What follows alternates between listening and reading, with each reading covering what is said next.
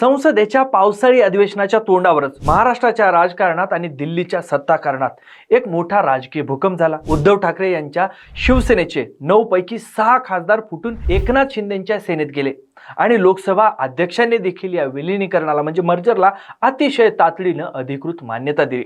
याच निर्णयाविरोधात आता ठाकरे सेनेने सुप्रीम कोर्टात धाव घेतली।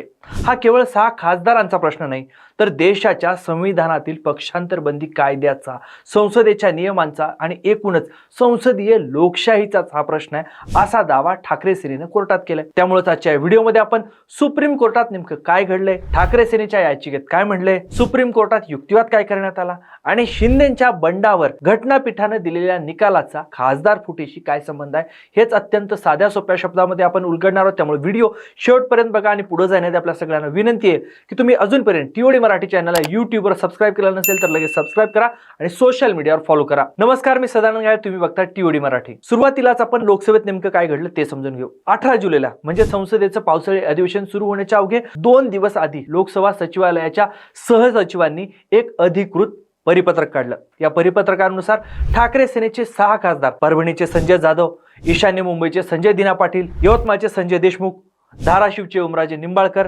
हिंगोलीचे नागेश पाटील आष्टीकर आणि शिर्डीचे भाऊसाहेब वागचोरे हे अधिकृतपणे उपमुख्यमंत्री एकनाथ शिंदे यांच्या शिवसेनेत सामील झाले। लोकसभा अध्यक्ष ओम बिर्ला यांनी या विलीनीकरणाला मान्यता दिल्याचं या परिपत्रकामधून स्पष्ट झालं।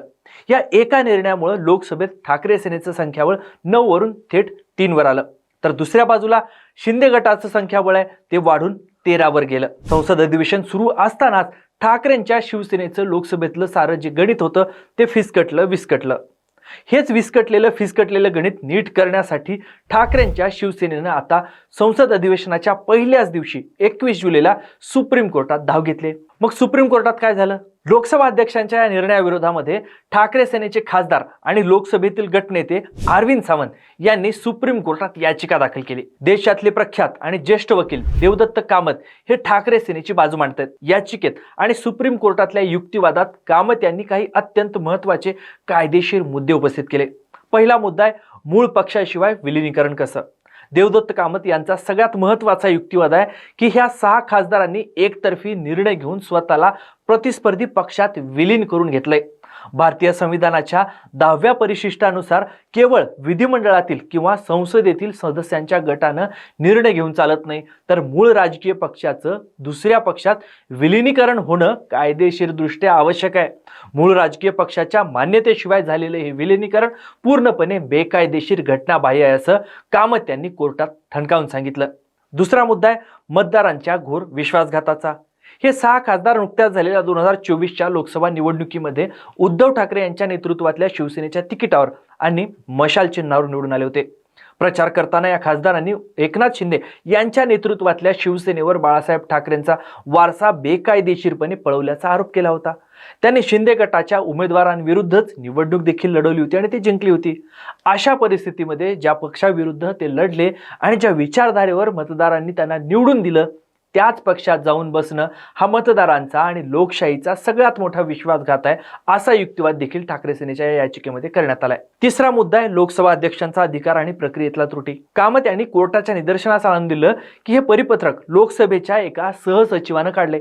लोकसभा अध्यक्षांनी स्वतः या विलीनीकरणाला मंजुरी देणारा कोणताही अधिकृत आदेश पारित केल्याचं यातून स्पष्ट होत नाही। शिवाय या खासदारांविरुद्ध कोणतीही अपात्रतेची कारवाई प्रलंबित नसताना अध्यक्षांनी स्वतःहून अशा विलीनीकरणाला मान्यता कशी दिली? लोकसभा अध्यक्षांना अशा प्रकारे विलीनीकरणावर परस्पर निर्णय देण्याचा घेण्याचा अधिकारच नाही, असा देखील मुद्दा या निमित्तानं उपस्थित करण्यात आला। चौथा मुद्दा आहे संसदीय लोकशाहीच्या हत्येचा। पक्षांतरबंदी कायद्यातल्या विलीनीकरणाच्या तरतुदीचा वापर करून मूळ राजकीय पक्षाला डावलणं हे अत्यंत धोकादायक आहे। हे कृत्य म्हणजे संविधानाची हत्या आहे, संसदीय लोकशाहीच्या मुळावरच घाव घालणारं असं हे कृत्य आहे, असा घणाघात ठाकरे सेनेनं आपल्या याचिकेतून केलाय। मग सुप्रीम कोर्टातल्या सुनावणीत काय झालं या सगळ्या याचिकेवर? सुप्रीम कोर्टात या प्रकरणाची सुनावणी न्यायमूर्ती PS नरसिंह आणि न्यायमूर्ती आलोक आराध्ये यांच्या द्विसदस्यीय पीठासमोर झाली। सुनावणी दरम्यान देवदत्त कामत यांनी कोर्टाकडे लोकसभा अध्यक्षांच्या निर्णयाला त्वरित अंतरिम स्थगिती म्हणजे तात्काळ स्थगिती देण्याची वारंवार मागणी केली। सध्या संसदेचं पावसाळी अधिवेशन सुरू असून आमच्या पक्षाचं म्हणजेच ठाकरे सेनेचं संसदीय कामकाज त्यामुळे पूर्णपणे ठप्प झालंय। हा सगळा प्रकार संसदेच्या अधिवेशनासाठी जाणीवपूर्वक रचलेला डाव आहे। या सगळ्या प्रकाराला तात्काळ स्थगिती दिली नाही तर वेळ गेल्यावर या कायदेशीर प्रक्रियेला काहीच अर्थ उरणार नाही अशी भीती कामत यांनी व्यक्त केली। दुसरीकडे एकनाथ शिंदे गटातर्फे ज्येष्ठ वकील नीरज किशन कौल यांनी या याचिकेला आणि स्थगिती देण्याच्या मागणीला कडाडून विरोध केला। कोर्टाने दोन्ही बाजूंचे प्राथमिक युक्तिवाद ऐकून घेतले। त्यानंतर सध्याच्या घडीला लोकसभा अध्यक्षांच्या या निर्णयाला तात्काळ अंतरिम स्थगिती देण्यास स्पष्ट नकार दिला। मात्र त्याचवेळी सुप्रीम कोर्टाने या प्रकरणाचं गांभीर्य ओळखून लोकसभा अध्यक्षांना नोटीस बजावली। त्यांना आपली भूमिका आणि म्हणणं स्पष्ट करण्यासाठी 2 आठवड्यात प्रतिज्ञापत्र दाखल करण्याचे निर्देश दिलेत। आता या प्रकरणाची पुढील सुनावणी 2 आठवड्यानंतर होणार आहे। म्हणजे या प्रकरणाची सुनावणी ऑगस्टच्या पहिल्या आठवड्यात होण्याची शक्यता आहे। पावसाळी अधिवेशन येत्या 13 ऑगस्टला संपते, हे देखील आपण इथं ध्यानात घ्यायला पाहिजे। आता आपण थोडं फ्लॅशबॅकमध्ये म्हणजे इतिहासात जाऊ। हा कायदेशीर पेच समजून घेण्यासाठी आपल्याला 4-1 वर्षापूर्वीचा इतिहास आणि सुप्रीम कोर्टाचा ऐतिहासिक निवाडा समजून घेणं गरजेचं आहे। कारण या निकालावरच निवाड्यावरच ओमराजेसह सगळ्या 6 फुटीर खासदारांचं राजकीय भवितव्य नाही तर त्यांची खासदारकी देखील अवलंबून आहे। मग 4 वर्षापूर्वी सुप्रीम कोर्टात काय घडलं होतं तर 4 वर्षापूर्वी जून 2022 मध्ये एकनाथ शिंदेनी 34हून अधिक आमदारांना सोबत घेऊन शिवसेनेत बंड केलं होतं। तेव्हाही हुबेहूब असाच कायदेशीर पेच प्रसंग निर्माण झाला होता। त्यावेळेस ठाकरे सेनेचे तत्कालीन गटनेते सुभाष देसाई यांनी सुप्रीम कोर्टात एक याचिका दाखल केली होती। या खटल्याचा निकाल 11 मे 2023 ला सरन्यायाधीश धनंजय चंद्रचूड यांच्या नेतृत्वाखालच्या 5 न्यायमूर्तीच्या घटनापीठाने दिला होता। या 2023च्या निकालात सुप्रीम कोर्टाने अत्यंत महत्त्वाचा कायदेशीर निवाडा दिला होता। पक्षांतरबंदी कायद्यातल्या पळवाटांचा अर्थ स्पष्ट केला होता। हाच निवाडा आता खासदार विलीनीकरणाच्या प्रकरणाला थेट लागू होतोय। त्यामुळे घटनापीठाने नेमका काय निवाडा दिला होता ते आपण 3 मुद्द्यांच्या आधारे समजून घेऊ।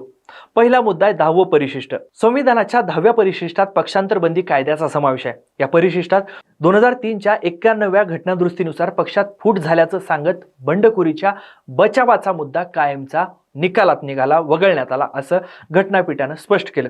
म्हणजेच आता कोणताही आमदार किंवा खासदाराच्या गटाला आमच्या मूळ पक्षात फूट पडले असं सांगून कायदेशीर कारवाईतून किंवा अपात्रतेपासून वाचता येत नाही। दुसरा मुद्दा विलीनीकरणाच्या कठोर नियमाचा। आता फुटीर बंडखोर आमदार खासदारांना अपात्रतेपासून वाचायचं असेल तर 10व्या परिशिष्टातल्या परिच्छेद 4 नुसार केवळ विलीनीकरण हाच एकमेव पर्याय उपलब्ध नाही। पण यासाठी मूळ राजकीय पक्ष दुसऱ्या पक्षात विलीन होणं आणि त्याला विधिमंडळ किंवा संसदीय पक्षाच्या 2/3 सदस्यांची मान्यता असणं कायदेशीररित्या बंधनकारक करण्यात आले।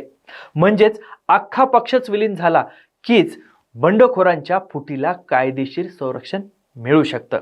तिसरा मुद्दा आहे राजकीय पक्ष आणि विधिमंडळ यात जमीन आसमानचा फरक। 2023च्या निकालात सुप्रीम कोर्टाने अतिशय स्पष्ट शब्दात सांगितलंय की राजकीय पक्ष आणि संसदीय विधिमंडळ पक्ष या 2 पूर्णपणे वेगळ्या संकल्पना आहेत।